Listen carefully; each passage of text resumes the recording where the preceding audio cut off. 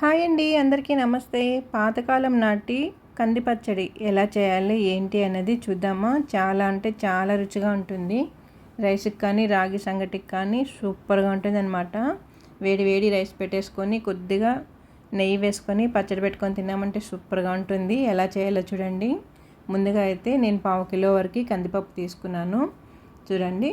అలాగే ఒక 8 వరకు ఎండుమిర్చి, కొద్దిగా చిన్నపాటి నిమ్మ సైజ్ అంతా చింతపండు తీసుకున్నానండి. కొద్దిగా తెల్లగడ్డపాయలు తీసుకున్నాను. అలాగే జీలకర్ర 1 స్పూన్ వరకు జీలకర్ర తీసుకున్నాను. ఇప్పుడు బాండిల్ పెట్టేసుకుందాం. ఆయిల్ వేయలేదండి, నేను బాండిల్ పెట్టేసుకొని డైరెక్ట్గా పప్పు వేసుకున్నానండి. పప్పుని సిమ్లో పెట్టుకొని బాగా వేపుకోవాలి. ఎక్కడ కానీ మాడకూడదు అనమాట. మాడకుండా వేపుకోవాలి.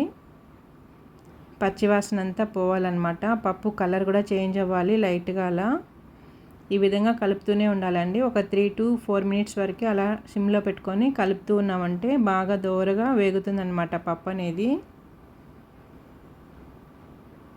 చాలా బాగుంటుందండి. ఇప్పుడు కలర్ కొంచెం చేంజ్ అయింది చూస్తున్నారా? మీకు గమనించినట్లయితే కానీ కలర్ అయితే చేంజ్ అయింది. ఇప్పుడు ఇందులో జీలకర్ర వేసుకోవాలి. 1 స్పూన్ వరకు జీలకర్ర తీసుకున్నానండి. అలాగే ఎండుమిర్చి కూడా వేసుకున్నాను. అన్నింటినీ కూడా దోరగా వేపుకోవాలి. పప్పుతో పాటు ఇవి కూడా వేగిపోతాయి. మీడియం ఫ్లేమ్ అయితే పెట్టుకోకండి, సిమ్లోనే పెట్టుకోండి. అప్పుడే మనకి రుచిగా వస్తుందన్నమాట పచ్చడేమో. అలాగే చింతపండు, తెల్లగడ్డపాయలు 2 వేసుకుంటున్నాను. ఇప్పుడు మీకు చూపించిన ఇంగ్రీడియంట్స్ అన్నీ కూడా వేసాను కదండి. ఇప్పుడు పప్పు అంతా బాగా వేగే వరకు వీటన్నింటిని కూడా వేపుకుంటూ ఉన్నామంటే అన్నీ ఈక్వల్గా వేగిపోతాయి. చాలా కమ్మగా ఉంటుందండి పప్పు పచ్చడి ఇది, కందిపప్పు పచ్చడి.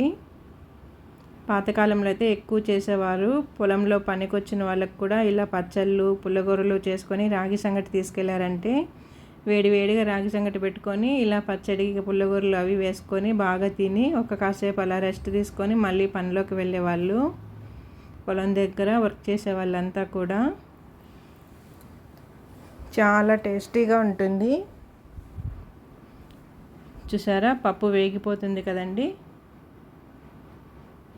కలర్ అయితే బాగా చేంజ్ అయింది కదా, గోల్డ్ కలర్కి వచ్చేసింది. ఇప్పుడు స్టవ్ కట్టేసుకొని ఇదంతా చల్లార్చేసుకున్నానండి. ఇదిగో చూడండి, చల్లారిపోయింది కదా. ఇప్పుడు మిక్సీ పట్టేసుకోవాలి.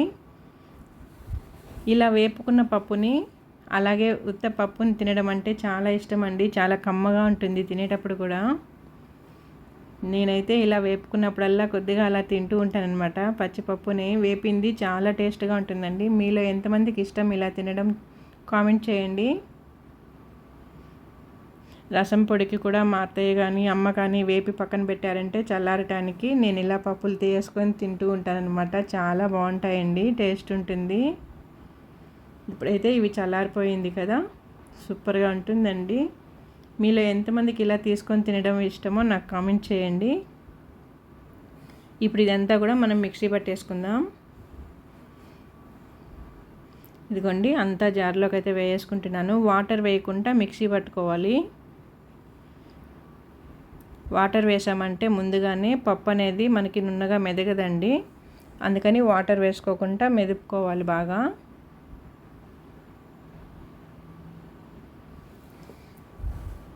కచ్చాపచ్చాగా వచ్చేస్తుంది చూసారా. ఇప్పుడు వెళ్ళి మిక్సీ పట్టుకొచ్చేసుకుందాం. ఇదిగో చూడండి, మిక్సీ పట్టేశాను. కచ్చాపచ్చాగా బాగా నున్నగా అయితే అయిపోయింది కదా. చూడండి, మనకి కరెక్ట్గా వచ్చింది. ముందే కానీ వాటర్ వేసుకున్నామంటే కొంచెం గరుగ్గా అట్లే ఉంటుంది, పప్పు మెదగదు. అందుకని నీళ్ళు వేయకుండా ఇలా మిక్సీ పట్టుకొని తర్వాత అన్నీ నీళ్ళు వేసుకున్నామంటే మెత్తగా వస్తుందన్నమాట. అలాగే ఇందులో కొద్దిగా పసుపు, తగినంత ఉప్పు కూడా వేసుకొని ఇప్పుడు నీళ్ళు వేసుకుందాం. నీళ్ళు వేసుకున్నాక స్పూన్ తీసుకొని ఒకసారి బాగా కలుపుకుందాము. కింద నుంచి కూడా నిదానంగా ఒకసారి బాగా కలిపేసుకొని మళ్ళీ ఒకసారి మిక్సీ పట్టేసుకుందాం. మరి నీళ్ళగా అయితే పట్టుకోకూడదండి, కొంచెం గట్టిగా ఉంటేనే కంది పచ్చడి చాలా బాగుంటుంది. ఇదిగోండి, మిక్సీ పట్టేసుకొని వచ్చాను. ఇప్పుడు చూసారా, ఈ విధంగా గట్టిగా ఉండాలన్నమాట రైస్కి తీసుకునేటప్పుడు. మనం టిఫిన్లోకి అయితే ఇంకొంచెం వాటర్ యాడ్ చేసుకున్నామంటే కొంచెం నీళ్ళగా లిక్విడ్లా వచ్చేస్తుంది, టిఫిన్కి అయిపోతుంది అప్పుడు అది. ఇలా గట్టిగా ఉండటం వల్ల రైస్లోకి అయినా సంగటికైనా కూడా బాగుంటుంది. ఇప్పుడు పోపు రెడీ చేసుకుందామండి. అదే బాండీలు అయితే పెట్టేసుకొని ఆయిల్ వేసుకుంటున్నాను. ఆయిల్ కొంచెం ఎక్కువ వేసుకుంటేనే ఈ పచ్చడి రుచిగా ఉంటుందండి. నేనైతే కొంచెం తగ్గించే వేసాను, మీకు కావాలంటే ఇంకొంచెం ఆయిల్ కూడా వేసుకోవచ్చు. ఇందులో 1 స్పూన్ వరకు జీలకర్ర, 1 స్పూన్ వరకు ఆవాలు, 1 స్పూన్ మినపప్పు వేసుకొని ఒక 2 ఎండుమిర్చి తుంచి వేసుకున్నానండి. ఇప్పుడు వీటిని బాగా వేపేసుకుందాం. మనకి జీలకర్ర, ఆవాలు, మినపప్పు అంతా కూడా బాగా వేగే వరకు ఒకసారి అలా కలుపుతూ ఉందాము, లేకుంటే మినపప్పు మాడిపోతుంది. చూడండి కలర్ చేంజ్ అయిపోయింది, వేగిపోయింది కదా. ఇప్పుడు ఇందులోనే కరివేపాకు కూడా వేసుకుంటున్నాను. ఇలా ఆయిల్లోనే వేయటం వల్ల ఆ ఫ్లేవర్ అంతా కూడా బాగా పచ్చడికి పడుతుంది మనకి. ఇప్పుడు మనం గ్రైండ్ చేసి పెట్టేసుకున్న పచ్చడి అంతా కూడా ఈ పోపులోకి వేసుకుందాం. చాలా టేస్టీగా ఉంటుందండి.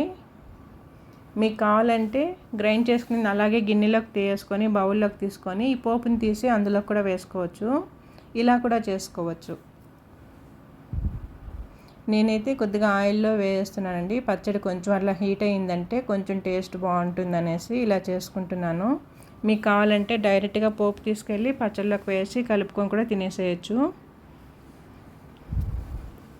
చాలా అంటే చాలా బాగుంటుందండి, చపాతీకి కూడా బాగుంటుంది ఇది. బాగా కలిపేసుకున్నామంటే ఆయిల్ అంతా పీల్చేసుకుంటుంది చట్నీ.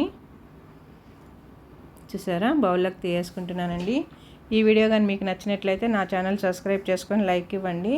చాలా అంటే చాలా టేస్టీగా ఉంటుంది, ట్రై చేయండి తెలియని వారు ఉంటే కానీ.